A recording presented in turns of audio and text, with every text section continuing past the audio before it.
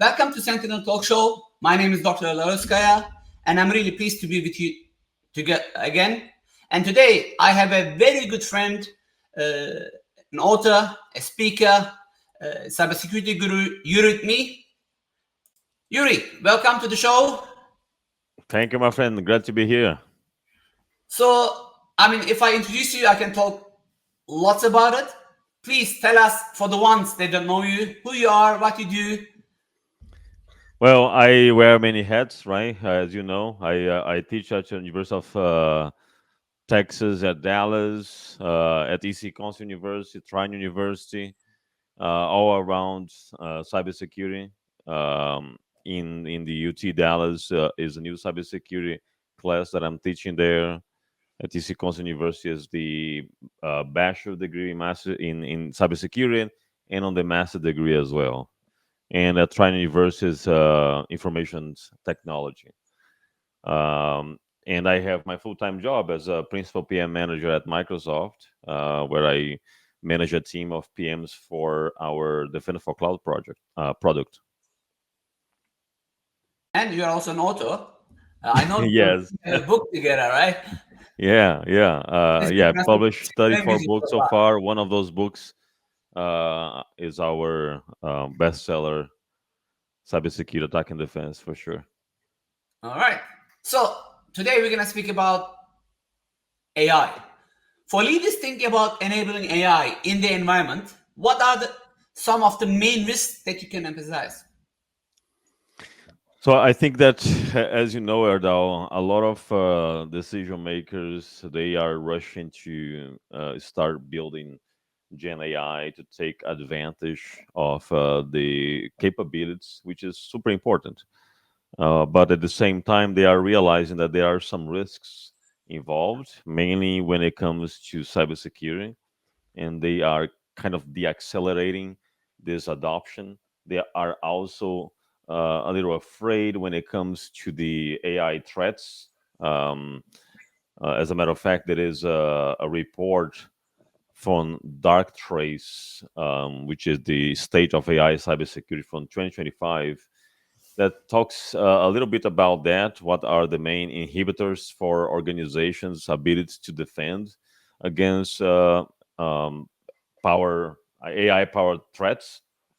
And what is interesting about this study is that it talks about the readiness. Right, many organizations they feel like they are not ready from the tooling perspective. They don't have the right set of tools to deal with AI yet. They also don't have personnel well trained to understand the threat landscape and the possible mitigations. So this really is causing this deacceleration of adoption. In one hand, right, for at least for large organizations, this is happening. Now there are other organizations that are more aggressive than they want to start really go full power in creating Gen AI apps, because there are two. If you think about the other, there are different ways, right? We can use AI to help our job from the tooling perspective, like Copilot integrated with the Office suite.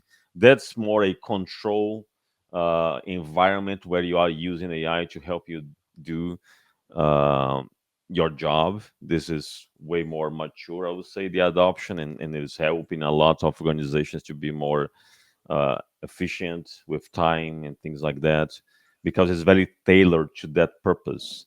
I think, based on all these studies and what I've seen, is the skepticism starts when, okay, I want to actually build my own Gen AI app, and I want to train my model to learn about the data, and the ground data will be part of my own environment. That's where the skepticism and the rise set of skepticism is happening, because what are the threats when it comes to, you know train your model to learn about your own data? Because then you have to step back and think, if AI is going to learn about my own data, I should have some sort of data classification in place to avoid AI to learn about confidential data. Because it can be super easy if AI learn everything, and everything is part of one single big data now that AI is going to learn and provide answers based on that.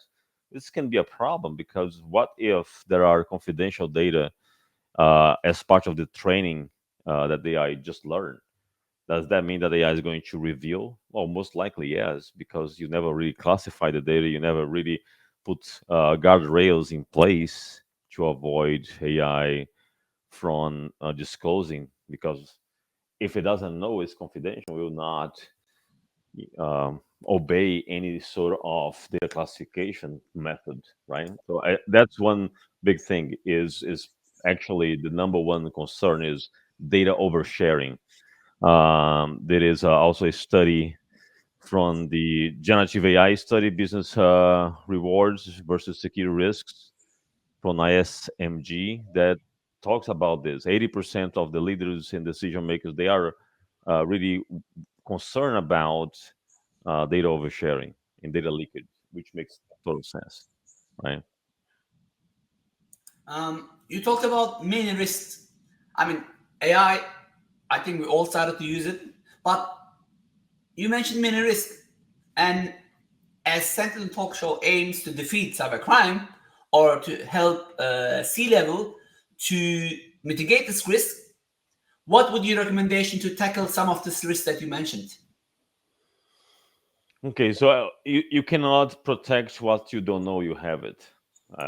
It starts from there, right? It starts from understand what you already have, because one of the things that we see happening already is what we call shadow AI. Different departments of the organization starting to use different providers, models, platforms, and this can be a problem because if I have a group of developers creating AI, Gen AI apps using different models, and those models are not validated, you have no idea about the level of exposure. You have no idea about the data set, potential vulnerabilities of the data sets. You have no idea about where the data is being trained and which data is being used as ground data. Then you have a problem. So posture management is the number one thing that you need to do, is have the right level of visibility. And for that, you have what is called the AI security posture management. Is really identifying, scanning the environment, identifying the models that are in use, identifying the potential vulnerabilities, uh, and doing the overall hardening of the environment to use security best practices. So with this, you get visibility across the different models that have been used. You get set of understanding when it comes to potential vulnerabilities and secure best practice overall. So that's the proactive work that needs to be done so that you start your adoption already secure because you are applying all the secure best practices from the get-go. Makes sense, So actually. yeah, yeah. So and just to complement, right? Because this is the proactive work that needs to be done. Now, once you do the proactive work, you need to actively monitor against potential threats because threat actors will always try to attack, no matter how secure your environment is. So if you use assume breach, which is one of the key pillars of zero trust, you will understand that the mindset should be, okay, I'm going to get compromised at some point, so I need to react fast. And when it comes to AI, this react fast means having the right set of threat detections It's in really cool. place, so you can understand what threat actors are potentially trying to do, and either block or detect and trigger a series of workflows to really take actions to respond to potential threats. And one way that you can do that is ensuring that you have a threat detection platform that leverage the OWASP top 10 for LLM. which has the major potential attacks. It's not everything, but it is a really good set of attacks, very well known attacks against AI. Perfect. All right. One other thing I remember is, remember when cloud was new, everybody was afraid of when, if, oh yeah, cloud is coming. Is cloud going to take our job away? Oh, this is coming. Is this going to take our job away? Now AI is coming, and many people are getting afraid that they're going to lose their jobs. I mean, I follow many leaders, and some of them actually say that AI is going to replace many tasks that humans do. But as an IT professional, regardless of your title, should we be worried about our jobs? Is AI going to replace Yuri or Erdal or anyone? What is your thought on that? Well, is my thought on this is really looking at different areas, right? Because it's very we should not scare people so much into fear that, oh, you're gonna lose your job because of AI. It's not really like that. Of Cloud course, coming and there we are there are some losing our job. jobs. Yeah, Yeah, of course, there are some jobs that will be compromised, that will be replaced most likely because it is level one type of job. For example, there are already a lot of rumors that with agents, you can have an AI agent that will basically do a job of fuck entry analyst. level software Yeah. engineer, right? So a developer. And that's a reality. So in some scenarios, in some cases, yes, some jobs may be completely replaced by AI. But I think that the way that everyone should look at this is more around, okay, if this is going to happen, what do I need to do to upscale my skills? What do I need to do to continue to be relevant? Because as you said in the beginning, there was a huge resistance, and you're talking about cloud computing. I can go back all the way to the data type, Oh yeah. the typewriter Oh that yeah. didn't want to use computers back in the day. It was like, no, I'm gonna do all my work as a typewriter, and I'm not gonna learn this computer thing. Well, that person definitely lost their Lost. job. But the ones that adequate, that adjust, that learn new things, they kept moving on. It was the same thing as you said with the cloud. Oh no, I'm going to stay on premise. I'm never going to the cloud. This fixed mindset is just not helpful. Regardless of the trend, you have to be open to learn new things and see this as an opportunity to learn new things and improve your skills, because there are things that is going to be really hard to replace, and that's where soft skills will play a big role, right? What's your critical thinking, your leadership skills? How can you differentiate yourself from a machine? And I think that the human factor plays a huge role here in this, because definitely there are things that we can offer much better than a machine can, right? Exactly. And I think for that, you gave the key message that keep the trends up, learn. That's why I guess shows like that, books like we write, YouTube channels, or you know, those are great resources where people can learn, and we should be probably worried about unknowns, not something that we know.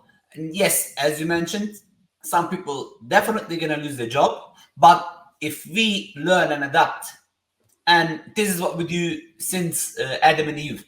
We learn and adapt, and as humanity, we keep move forward, we advance, and hopefully with AI, the same thing is gonna happen.